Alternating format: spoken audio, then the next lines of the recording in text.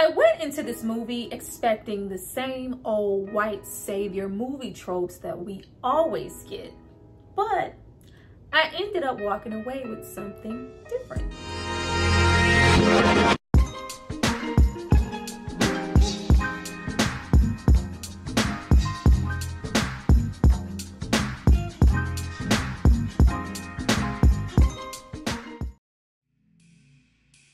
Hi you guys, welcome back to my channel. It's Tyra here with another struggle review, here to discuss Finding Forrester. Now this movie is from 2000 and it stars Sean Connery. Now before I get into just what makes this movie so different, I need you guys to drop down and subscribe to my channel and like this video. I'm gonna give you guys a moment to do that, and then we're gonna come back and discuss. You know, we can't keep judging these movies by its cover. This was a first time watch for me, and I was surprised. I was here for it. A little bit. Go back.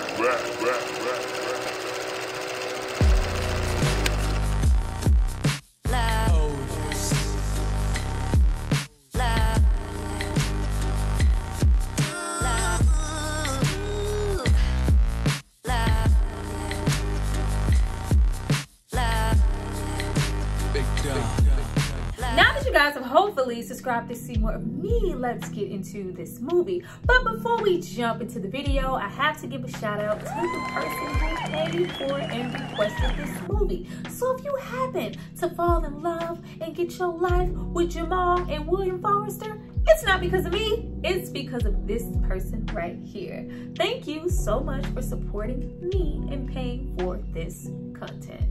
Now this movie was directed by Gus Van Sant. He has done a lot of work, including a plethora of music videos and also really great films like Milk and Good Will Hunting. Even more notable, this movie was written by Mike Rich, who is knee-deep in writing sports dramas like The Rookie, Invincible, Radio.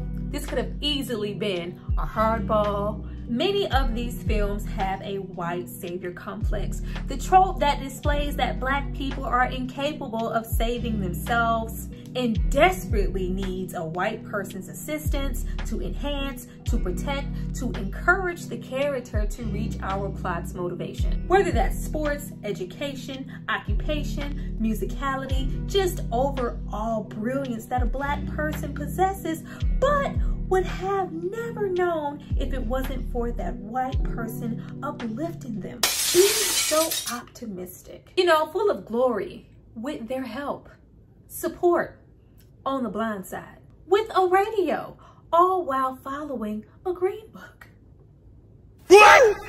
Now we open the movie very Bronx, very New York City, in a very clearly well-read Jamal. Jamal is portrayed here by Rob Brown. This is his very first role, and I think he did a really good job.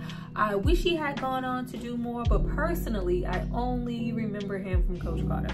Jamal is really smart, but he is clearly trying to downplay his intelligence just so he can blend in with the homies. You know, little saying, I live the life of the celebrities. They just keep calling me and whatnot, you know what I'm saying? Now, Jamal and the boys in the neighborhood are all too consumed with the old recluse voyeur of an old man that stays upstairs. Now, what I love right away about this movie is that who and what Jamal is deciding to be in this moment is all very much up to him. It's not depending on anybody else, especially not Forrester. Jamal makes his own conscious decision to strictly indulge in basketball, to write in secret, and we get more into the dynamics of the impact that the neighborhood or, you know, peer pressure could have on you. The need to follow the pack, not stand out. Sadly, there is a stigma, that survivor's guilt. But unlike a lot of movies, this is not at the hands of Jamal's friends. Nobody is shaming him for who he wants to be. He is making the conscious decision to do these things. We don't have the typical, yeah, man, we about to break into this old dude's apartment, knock him over the fucking head, rob him, stick him up, then we gonna run down to the local bodega, we in and we out, get that Scully, what's good, son, let's get it. Like, it is none of that. We actually just get to see his teenage friends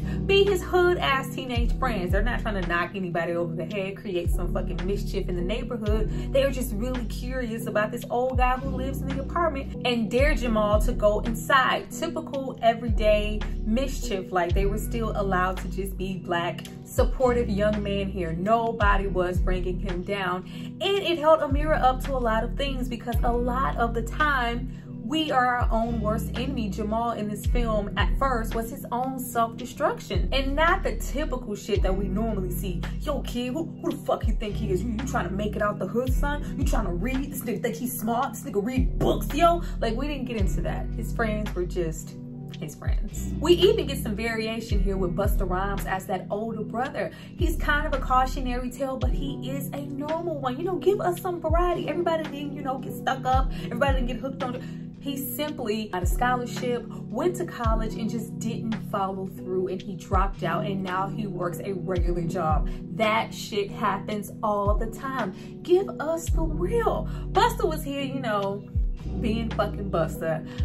It was some of his better acting, if I could say so myself, but I didn't hear shit. But your niggas had enough? Give me some more. Your niggas want the wild shit? Give me some more. Your split where the weed at? Give me some more. I know your niggas need that. Give me some more. Even though we're getting money, you could give us some more.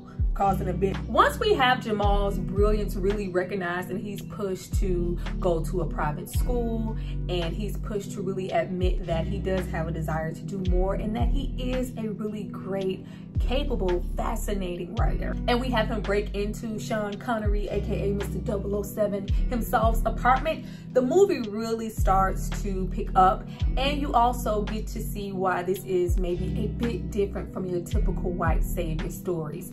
First of all, once he, you know, breaks in and take a look around, and he leaves that backpack, and of course he sees his material and not only critiques it, but he edits it, fine-tunes it, and you see that Jamal really gravitates towards this because this is going to make him a better writer. He is very secretive and private about his writing. Nobody looks at it, so the fact that he finally has someone to critique, enhance, and engage with as far as his writing, and it really piques his curiosity. He wants to know more. He is really clamoring. And where is Forrester? Not the normal place that our white saviors are. He is not breaking his neck at all to help Jamal. He is a recluse. He would rather be left alone. He is very off-putting. Get the hell away from my door. He is downright mean. And we don't see that often. We always see eager beavers, you know, just anxious to help. Like, back the fuck up.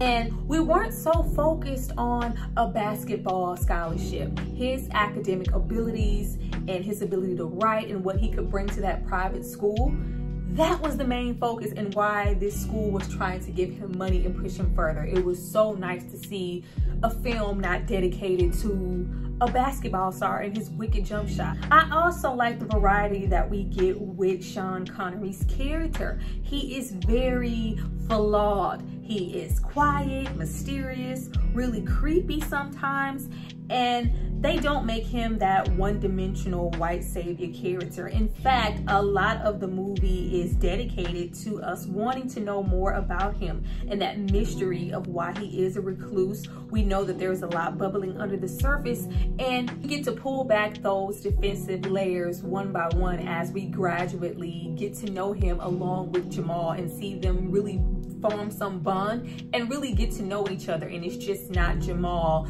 leaning on William Forrester for what he can offer him. He is really low-key enhancing and bringing a whole lot of the William character. We don't get to see that a whole lot.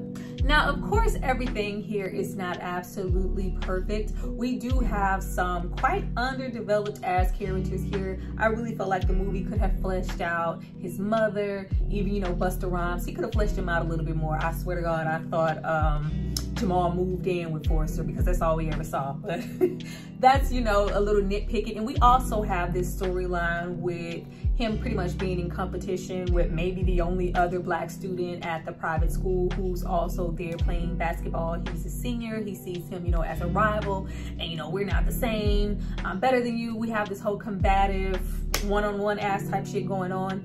I didn't really care too much for that. I was expecting that to go a little further than we did, and I thought maybe we would get some type of backstory on the John character and why he was, you know, that defensive. But we never really just fleshed him out too much. But we did flesh out the characters where it counted, especially when we get into Professor Robert Crawford. I absolutely love the execution of his character.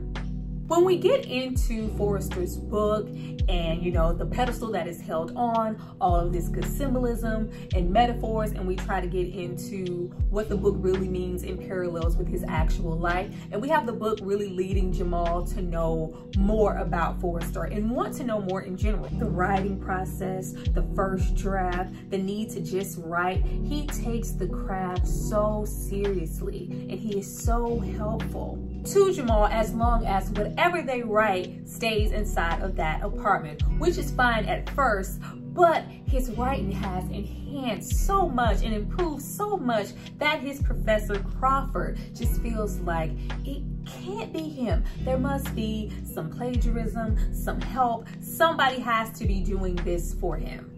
This movie does not shy away from people assuming what Jamal may or may not be just because he's black and where he is. That's very present. But the fact that we have this professor here, so righteous, so jealous, just a pure asshole. I love that they didn't just stop at making it solely about race. You see that this man is this way with everyone. He does not like to be challenged. He takes pride in embarrassing his students, cutting them down. And this is enhanced so much more with his connection to the book, to Forrester, and him just being that writer that just didn't quite make it and really having a complex as a teacher. That was really fulfilling to see, and I loved his whole attitude, just all the fuckery. We were really happy to see him get his little comeuppings in the end, but I did like that they gave us a little room for growth, and it wasn't just that, oh, you're black, you can. It's just like, no. Ain't none of you motherfuckers getting in front of me. I'm the HBIC up in here. Sit in your chairs. I'm gonna say these words, read these books, drop these names, and y'all gonna listen. Now we also have Sookie Stackhouse here as a very young love interest, white young love interest, and I think it was executed well. Sometimes when we go this route and we do have, oh, he's going to a private school, there's, you know, white girls, his interest, they tend to try too hard, go that extra mile, try to make the white girl seem down. Like, no, she was very much so in her lane.